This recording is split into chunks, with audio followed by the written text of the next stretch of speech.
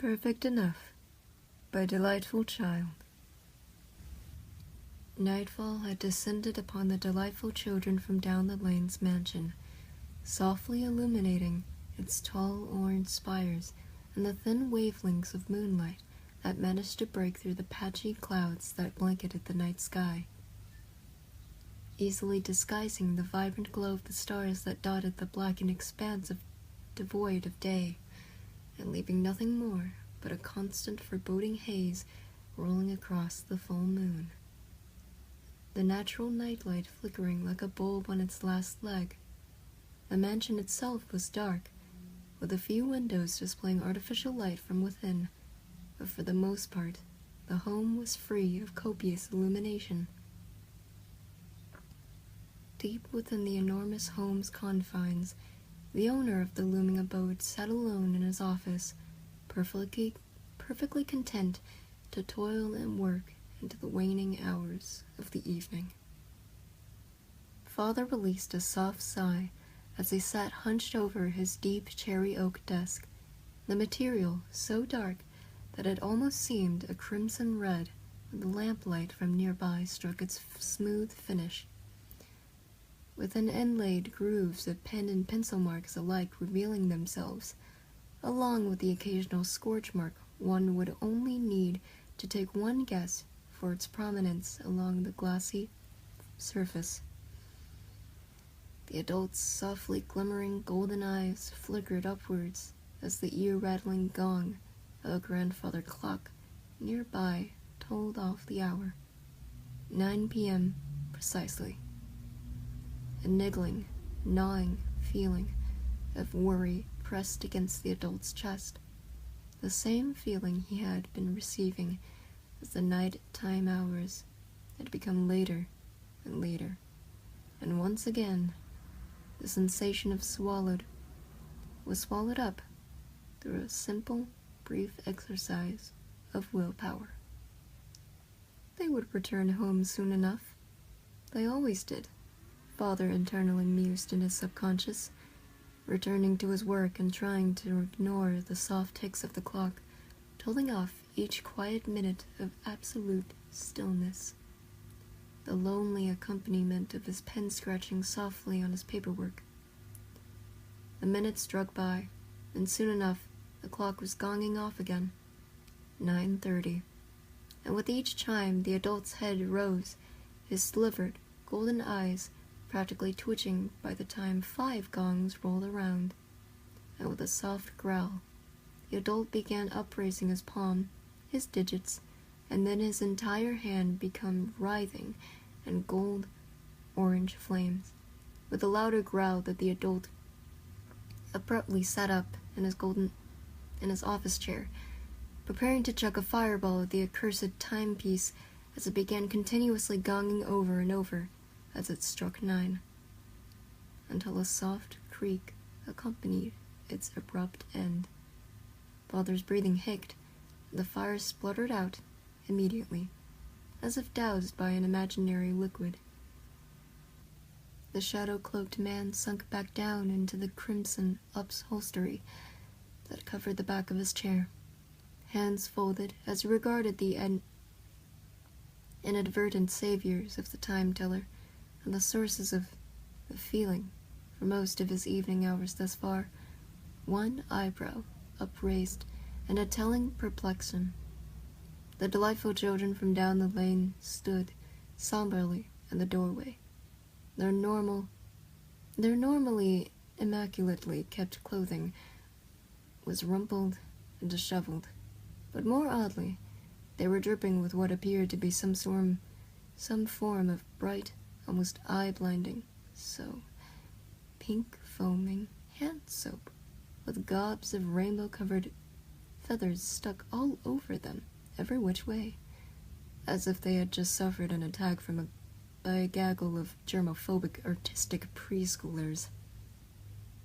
The quintet shuffled forward across the office, their 10 eyes trained to the floor they were currently tracking soap and feathers across, though despite the humorous elements about them, the children seemed truly dejected, stopping before the adult's desk and almost as if it pained them to do so, slowly looked up at the adult, each sharing a soft, solemn frown, the figures tensing, as if preparing for a verbal bludgeoning they would surely soon receive. Father blinked slowly, and at last found himself capable of forming words. "You're home rather late, my children." The adult spoke quietly, though his gravely tone was decisively masked, practically emotionless. The Delightfuls blinked their listless blue eyes and nodded slowly, using every bit of nerve they held to retain eye contact. "Tell me, did you manage to retain your cake this time? It would truly upset me to know that such an effort on my part was wasted at the hands of bumbling, undeserving brats," the man remarked. Of course, the brats he was so offhandedly referencing to were the kids next door, though he knew his children would pick up on it. What he was mentioning, they usually always did. Of course, what the children did next managed to catch the fire-spewing man entirely off guard. The quintet frowns became more prominent, their lips began quivering, looking further upwards at him, with rapidly misting eyes, no doubt blurring their vision. "No, Father, we didn't," the 5 children spoke, their monotone choked with the fizzling end cap of long barricaded emotion, and before the literal father figure could formulate his reply of sure disappointment, the group of disheartened youngsters bursted into tears, shocking him backwards in his chair with the eye size of dinner plates. We tried our best, Father. We swear." The quintet spluttered through tears, their sobbing echoing in the expanse of the office. The tears were genuine, and it was clear the Delightfuls truly had reached the end of their figurative toleration rope, and helplessly descended themselves into the tried-and-true childhood staple of crying when everything went down the metaphorical drain. Father sat wide-eyed and still in his chair, watching the 5 children sobbing their eyes out before him. Something, try as he might, could not recall the last time they actually had children. The adult trailed off, leaning slowly forward in his chair, palms resting on the edge of his desk. But the delightful children continued to carry on, unable to really hear much of anything through their self-supplied din. Father frowned beneath the silhouette, his pipe swishing back and forth in his mouth, softly biting down on the tip, as he formulated a new course of action. With a under-the-breath sigh, the man climbed down out of his chair, a piece of furniture creaking softly at the release of his weight, striding across the desk's edge, before momentarily pausing at his bawling children's side. The usually so proud fivesome didn't even bother looking up, their heads tilted down to the lavender-colored carpeted floors, as tears cascaded down their pale features like a never-ending tidal wave. The man released a soft groan as he leaned reluctantly forward, tackling the difficult task of trying to hug all 5 of them at once, but somewhat successfully managed to pull them close enough to where one hand rested on David's back and the other just barely met Ashley's shoulder. The Delightfuls' breathing hicced in their throats, the better part of their tears halting like a twisted water faucet, slowly looking upwards at the source of comfort, practically feeling their blood temperature shoot from ice to warm again in surprise. Father frowned beneath the silhouette once more. "Shush." The weary adult spoke softly, ignoring the sudsy soap and the feathers now clinging partially to his own body. The Delightfuls sniffled together, their tears reducing to a slow trickle, like water running slowly down a cluster of river rocks as they gazed upwards. But Father," the quintet began to chorus, until they were cut off by another quick shh from the shadowed, cloaked adult. I'm not mad at you, my children. Disappointment is always dispersible. Father spoke simply, his pitch-black pipe giving a quick swish beneath his concealed molars as he did his best to hold the sniffling children close. The Delightfuls swallowed thickly, the edges of his eyes faintly holding a reddish tint amongst the sea of identical pale blue.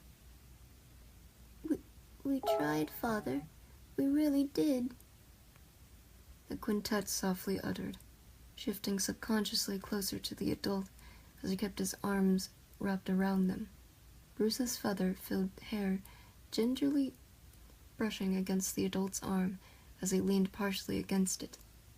I know you did, my children, but the attempt is all that matters to me. The man trailed off, getting a sudden sappy Hollywood movie vibe from his words, but quickly forced himself to push it off to return to the admittedly important task at hand. But you worked all night on that cake. The delightful children snuffled softly. Their tears had halted, and now the man observed, a faint smile playing across his hidden features. There's always next month.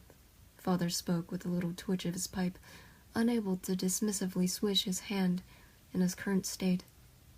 We suppose that is true, the delightful children murmured in a soft agreement. Father hummed softly, the reverberation of muted noise expanding in his windpipe and curling one arm from around the now much calmer children, only one since Bruce was still leaning against his other. Now there, children, dry those eyes, the adult continued with a concealed frown, taking his thumb and softly wiping away the stray tears that continued to cling rebelliously to the youngster's tear-stricken features.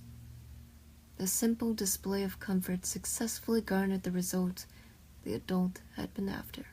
A small, though admittedly weak smiles made their way upon the five's faces. Yes, Father, the Delightfuls droned out together in compliance.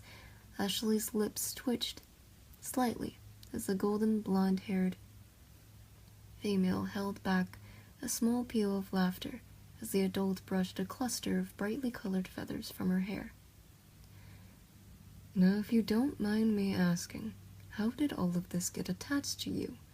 Father trailed off in inquiry, the soapy feathers filtering through his pitch-black digits, fluttering to the floor below. The Delightfuls blinked collectively, frowning with a collective expression able to be to pure befuddlement.